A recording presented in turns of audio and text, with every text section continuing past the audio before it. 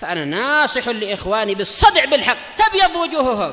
السكوت في مسألة الحزبية يضرها، فاصدع بما تؤمر وأعرض عن المشركين. سلامي على دماج ورجالها والشيخ يحيى ودار العلم يا سعد بانها. Bismillahirrahmanirrahim. Qala al-Imam An-Nawawi rahimahullahu ta'ala al-haditsur rabi' wal arba'un ba'da mi'ah wa alf 1144 wa anil Bara ibni Azib radhiyallahu anhuma Abu Umarah al-Ansari qala kana Rasulullah sallallahu alaihi wasallam yatakhallalu saffa min nahiyatin ila nahiyah. Dahulunya Rasulullah sallallahu alaihi wasallam sering untuk menyela-nyelai shaf dari satu sisi ke sisi yang lain, yaitu betul-betul memeriksa, merapikan, mengemas agar barisan betul-betul sempurna ketika hendak menghadap Allah Ta'ala di dalam sholat itu. Yamsahu sudurana wa manakibana. Beliau mengusap dada-dada kami dan pundak-pundak kami. Ini menunjukkan kasih sayang Nabi dan perhatian, yaitu tidak dengan cara kasar, menolak-nolak, memukul-mukul, tapi diusap dadanya, mungkin perlu ditolak ke belakang sedikit agar sesuai dengan barisannya. Demikian pula pundaknya dirapikan dan seterusnya. Wa yaqul, beliau bersabda, la takhtalifu fatakhtalifa qulubukum. Janganlah kalian berselisih sehingga jantung-jantung kalian juga berselisih. Baik. Wa kana yaqul, beliau bersabda, innallaha wa malaikatahu yusalluna 'alas sufufil awwal. Sesungguhnya Allah dan para malaikatnya bersolawat kepada shaf-shaf pertama. Rawahu Abu Dawud bi isnadin hasan. Baik. Disebutkan oleh Syekhuna Abu Amr, kesimpulannya adalah sahih dengan berbagai takhrijnya itu, dengan beberapa takhrijnya. Disahihkan oleh Al-Imam Al-Albani dan juga disahihkan oleh Al-Imam Al-Wadi'i. Jadi kesimpulannya hadis ini sahih. Baik, ini menunjukkan perhatian Nabi Shallallahu Alaihi Wasallam dalam masalah sholat dan dalam masalah jamaah sholat. Betul-betul beliau memperhatikan dari satu sisi masjid ke sisi masjid yang lain. Betul-betul beliau tidak tergesa-gesa untuk takbir, tetapi lihat apakah shafnya sudah baik atau belum. Apakah boleh adanya perwakilan? Boleh. Seperti yang dilakukan oleh Umar ibn Khattab radhiyallahu an, tatkala masjid mulai membesar, masyarakat jamaah juga semakin banyak, orang-orang berdatangan ke Masjid Nabawi dari Ekon datang ke Madinah, memenuhi Madinah, sehingga yang hadir di Masjid Nabawi juga semakin banyak. Maka beliau menempatkan ada para pembantu, yaitu para wakil untuk mengurusi itu. Dia mengurusi juga. Dan Umar membawa tongkat. Bukan berarti ini menyelisihi Nabi ya.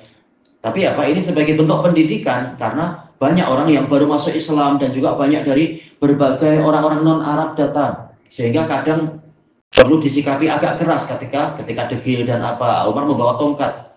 Demikian pula Ibnu Abbas yang membantu Umar membawa tongkat juga. Yang memang susah diatur, terpaksa dipukul. Si tongkat dari pelepah kurma. Tentunya memukulnya bukanlah memukul yang melukai atau apa. Ini boleh, perwakilan itu boleh. Telah dinukilkan ijma tentang itu. Untuk di Masjid Nabi, waktu Nabi masih hidup mungkin tidaklah sampai masjidnya besar sekali. Nabi yang mengurusi itu, pemeriksaannya. Baik.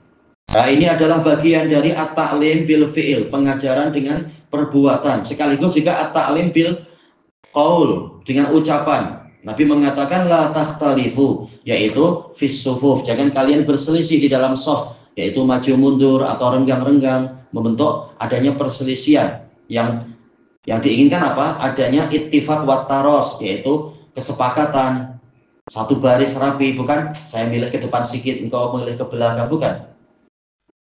Tapi betul-betul sepakat, ya sudah, kita di sini kita satu baris, tidak maju mundur dan tidak renggang-renggang. Fatah-talifa qulubukum. Kenapa mansub? Karena sebagai jawabun nahi, maka dia mansub. Dan ini menunjukkan bahwasanya perbuatan yang zahir itu akan berkesan kepada amalan batin. Tatkala zahirnya berselisih, zahirnya barisan tidak rapi, maka jantung-jantung juga akan terbiasa demikian, akhirnya jantung menjadi berselisih juga. Maka tidak akan terbentuk satu barisan di kalangan kaum muslimin kalau seperti ini. Akan banyak terjadi perpecahan. Baik. Dan juga Nabi SAW memberikan tarhib. Selain tarhib, tadi tarhib yaitu menakut-nakuti dengan ancaman. Juga memberikan tarhib yaitu kabar gembira. Apa itu? Innallaha wa malaikatahu yusholluna ala sufufil awal. Sesungguhnya Allah dan para malaikat bersolawat kepada saf-saf yang pertama. Yang paling banyak mendapatkan sholawat tentunya saf yang nomor 1, kemudian berikutnya dan berikutnya.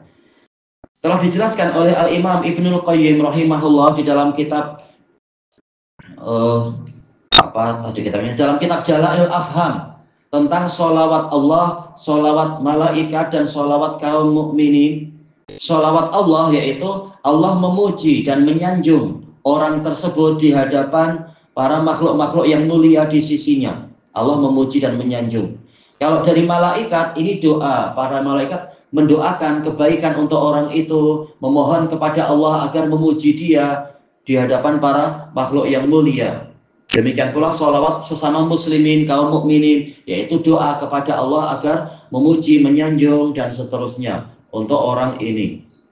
Hadis ini menunjukkan keutamaan untuk menyempurnakan shaf dari yang pertama hingga yang berikutnya, yaitu jangan shaf yang kedua dan ketiga sementara shaf yang pertama saja belum sempurna, tahu-tahu sudah belum lengkap, tahu-tahu yang kedua dan ketiga sudah diisi, seperti yang dilakukan oleh sebagian muslimin yang awam.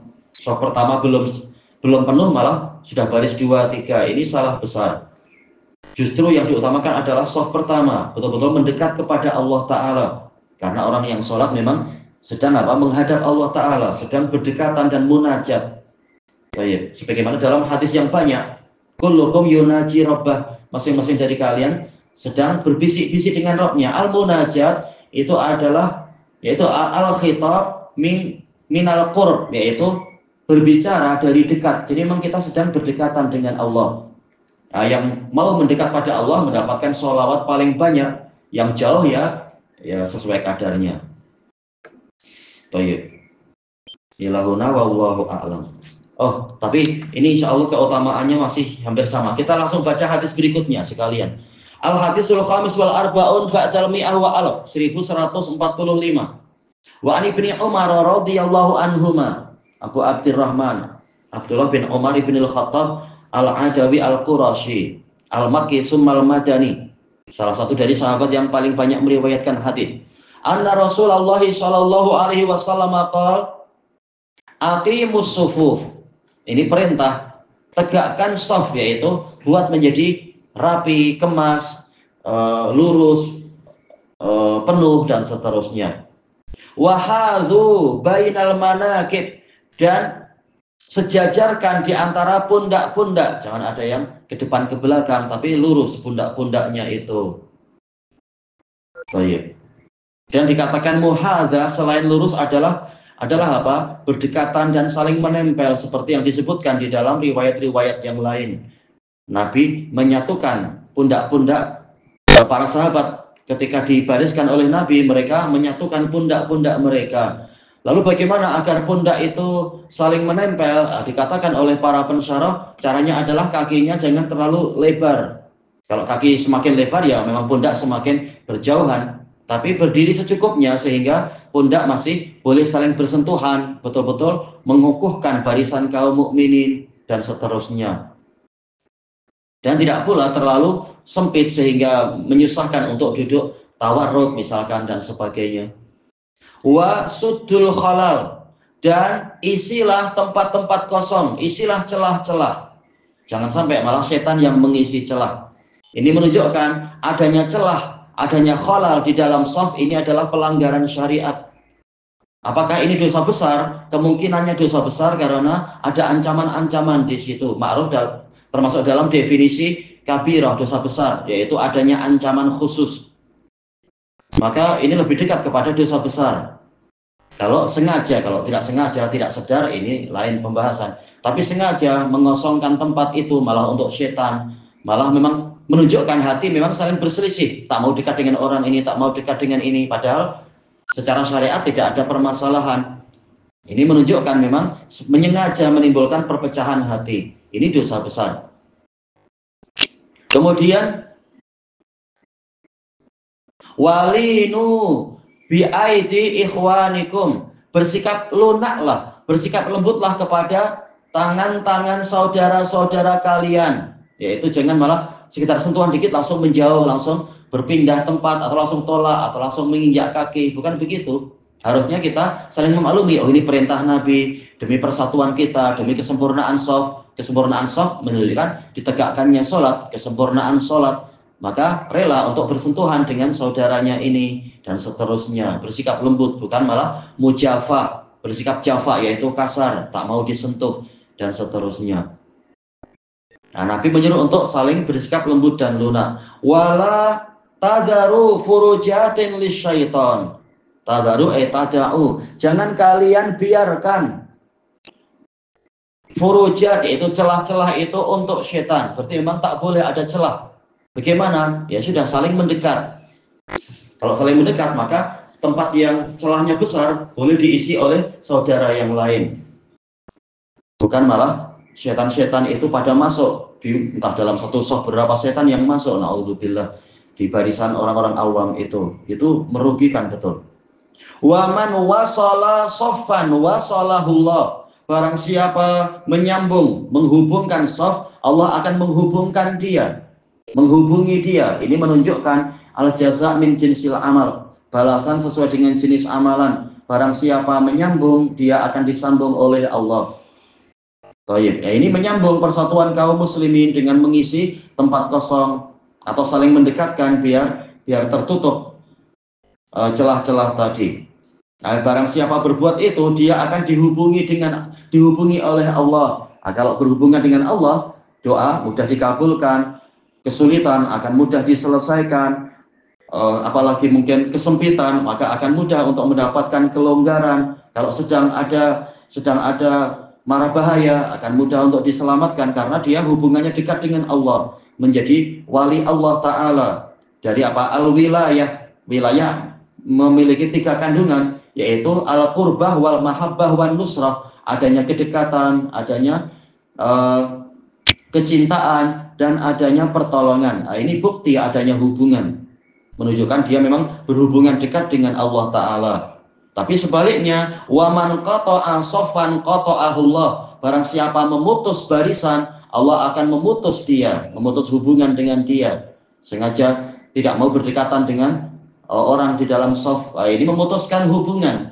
Maka hubungan akan putus dari Allah. Maka tak heran jika bencana datang susul menyusul, demikian pula doa jarang dikabulkan. Bahkan apa? Musuh semakin banyak menginjak, sementara diri sendiri semakin hina karena diri sendiri yang memutus hubungan dari Allah Ta'ala, na'udzubillah, dengan cara yang macam tadi itu. Baik, banyak orang-orang awam di tanah air menanyakan, ini dosa dari mana? Dan ini dosa siapa? Kami sudah sholat, kenapa masih banyak bencana macam ini? Apakah Tuhan lupa dengan kita? Nah, kaliannya yang sering melupakan syariat Allah dan meremehkan, sehingga ya terjadilah apa yang telah kalian ketahui itu. Na'udzubillah.